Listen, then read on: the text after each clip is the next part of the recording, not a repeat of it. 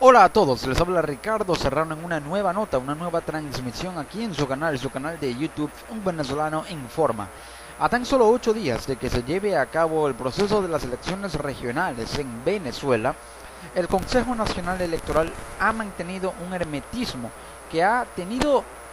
digamos, en un constante agite y zozobra a la oposición venezolana para llevar a cabo las modificaciones que de alguna forma plantea la Ley Orgánica de Procesos Electorales en su artículo 63, que le especifica de alguna manera al CNE que tiene hasta como máximo 10 días antes del proceso electoral para sustituir a los candidatos que en caso de elecciones primarias perdieron esa contienda interna. Recordemos que la oposición llevó a cabo un proceso de primarias donde escogió a cada candidato único por estado cuando éste se enfrentó a su rival entre 2 y 3 contendores por cada entidad para optar a representar a la Mesa de la Unidad Democrática, la coalición de partidos de oposición en Venezuela contra la opción del chavismo en los próximos comicios para elegir a los gobernadores en el país. Pero el Consejo Nacional Electoral no ha de alguna manera extraído de su sistema electoral, de su sistema automatizado de postulaciones, el llamado SAP, a los candidatos que no resultaron electos en esas elecciones internas, en esas elecciones primarias. Por lo tanto, aún aparecen registrados en el SAP del Consejo Nacional Electoral venezolano. Por lo tanto, analistas advierten que pudiera darse la posibilidad de generar votos nulos al momento de que un elector no informado oprima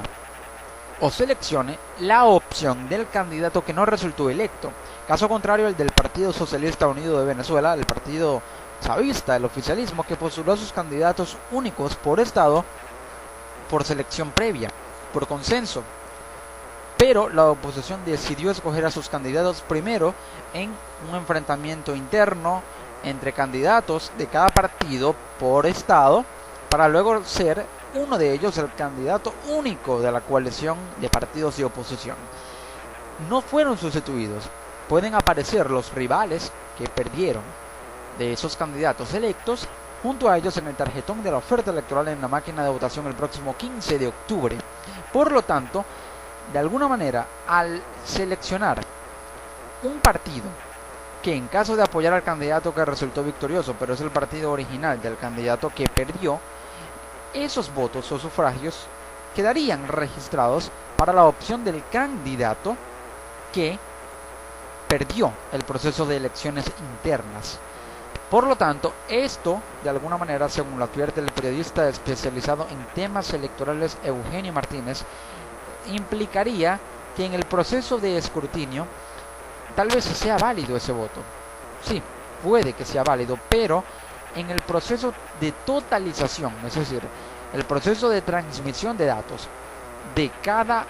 Junta Regional Electoral que recibe los datos de cada mesa y centro de votación en cada entidad, cada municipio de cada estado de Venezuela, transmite esos datos al Centro Nacional de Totalización en Caracas, donde está la sede central del Consejo Nacional Electoral, y pudiera darse el escenario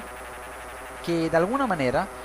muchos vaticinan, pero que confirma y que plantea como un escenario factible y latente el periodista especializado en asuntos electorales Eugenio Martínez con respecto a la posibilidad de votos nulos en Venezuela. Según la ley electoral, de alguna manera, hasta este domingo se pudieran publicar estudios sobre la intención de voto, es decir, encuestas. Los candidatos han visto favorecidas sus ofertas electorales por las encuestas, pero de alguna manera hay factores que inciden concretamente y directamente en el voto en estas elecciones regionales, como lo es la abstención, pero también la participación. Si la participación ronda el grado superior al 55%, la oposición podría obtener entre 18 y 20 gobernaciones. Esto según datos del politólogo venezolano John Magdaleno. Pero la oposición podría obtener entre unas 12 y 14 gobernaciones si la oposición es menor del 30%. Si esta llega a ser mayor al 50%, es decir, la abstención, no sería así. Si es menor, podría obtener de alguna manera esa cantidad de gobernaciones. Pero hay que tener en cuenta que la participación es un factor importante. Por lo tanto, pareciera que en estas elecciones va a salir victorioso quien tenga más participación y no quien tenga menos abstención. Aunque, según advierten analistas políticos, el gobierno busca o juega a generar la abstención contra la oposición, mediante una campaña política que se centre en enfocar el discurso hacia el rechazo y la aversión a la oposición, a los candidatos de oposición, para de alguna manera acumular, tal vez no abstención, pero sí votos castigo, o abstención y votos castigo, que representen dos factores que afecten la participación, que tiene ganada la oposición, que según las encuestas tiene una clara mayoría con una intención de voto aproximada de más del 60%, y que de hecho, según recientes estudios de la encuestadora Data Analysis, de la encuestadora ERCOS y también de la firma de estudios Torino Capital, Banco de Inversión Torino Capital, la oposición podría ganar aproximadamente unas 15 gobernaciones. Podría haber empate técnico por resultados muy cerrados que obligarían a una segunda vuelta en 5 estados, ya serían 20, y en los otros 3 restantes, por ser 23 estados que tiene Venezuela, habría solamente victoria oficialista, porque son estados de tendencia históricamente chavista. Es así pues que este es el pronóstico base, un pronóstico que varía y que de hecho puede ser tan variable que hay por lo menos 3 escenarios posibles para, según advierten analistas políticos, para las elecciones regionales. Que la participación sea mayor al 55% y la oposición pueda obtener entre 18 y 20 gobernaciones. Es el primer escenario. Que la abstención sea de alguna manera de un 30 al 40%, la oposición tendría entre 12 a 18 gobernaciones con un rango oscilante entre 12 y 14. Podría haber empate técnico en 5 estados, pero la intención de voto ronda superior al 60%, más que todo en un estado clave que tiene el padrón electoral más denso, que de hecho es el que tiene mayor incidencia del voto por ser el estado con mayor cantidad de electores en el Registro Nacional Electoral de Venezuela, como es el estado Zulia, al occidente del país, donde la intención de voto se ubica en más del 66% a favor del candidato único de la oposición en ese estado, quien es Juan Pablo Guanipa, contra el actual gobernador de esa entidad que busca la reelección, Francisco Arias Cárdenas, y que tiene una intención de voto de más del 36%,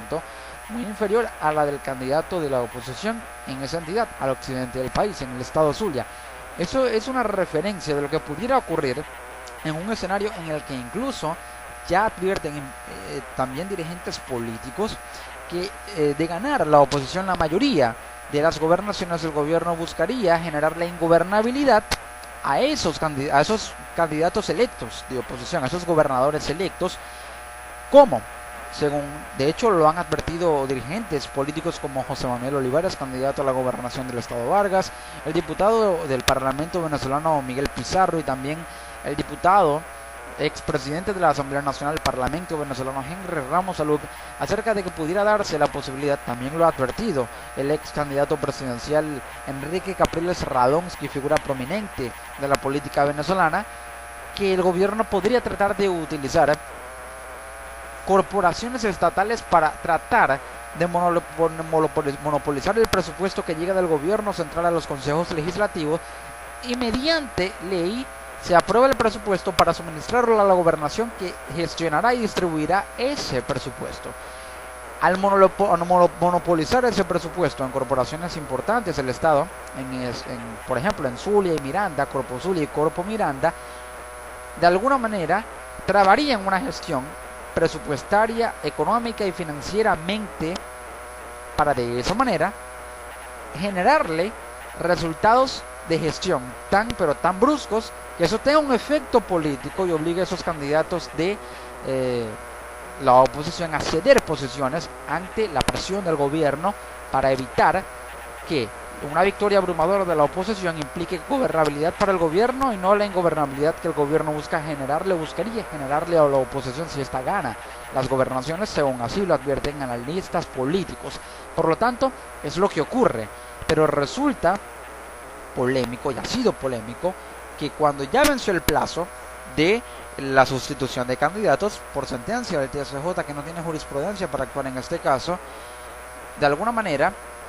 la rectora, una rectora del Consejo Nacional Electoral, Tania de Amelio, haya asegurado que la fecha para sustituir candidatos era el 16 de agosto, cuando esta nunca fue anunciada, y lo anunció 2 meses después, el 6 de octubre específicamente, y que ya no hay admisión de sustituciones porque están fuera de tiempo, porque son extemporáneas, cuando nunca especificó un lapso el CNE, aunque la LOPRE, la Ley de Procesos Electorales de Venezuela, lo obliga de alguna manera a establecer un lapso que puede decidir el CNE, pero debe establecer un lapso, aunque no especifica si sea obligatorio llevar a cabo el proceso. Aún así, el CNE anunció una fecha que nunca informó, que nunca estableció ni estipuló, y el plazo está vencido. Todo parece indicar que no habrá sustituciones de candidatos, y ya quedaría de parte del electorado tratar de evitar una confusión al momento de votar, para que de esa manera no haya posibilidad de que el sufragio sea redireccionado y de que el sistema de alguna manera pueda jugar en contra de la intención de voto, que es lo que denuncia la oposición como una presunta trampa del gobierno para generar confusión, restarle votos, generar abstención y evitar que tenga la mayoría calificada o simple de las gobernaciones en Venezuela. Así se encuentra el panorama político rumbo a las próximas elecciones regionales en Venezuela el 15 de octubre.